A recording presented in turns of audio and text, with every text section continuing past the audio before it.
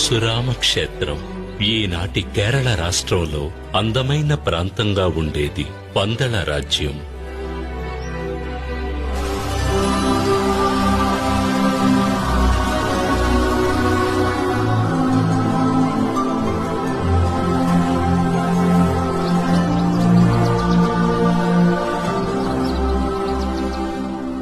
అడవులతో నిండిన భూమి. ఆనాడు గాలిలో పువ్వుల సువాసనతో పాటు సంగీతం కూడా కలిసి ఉండేది.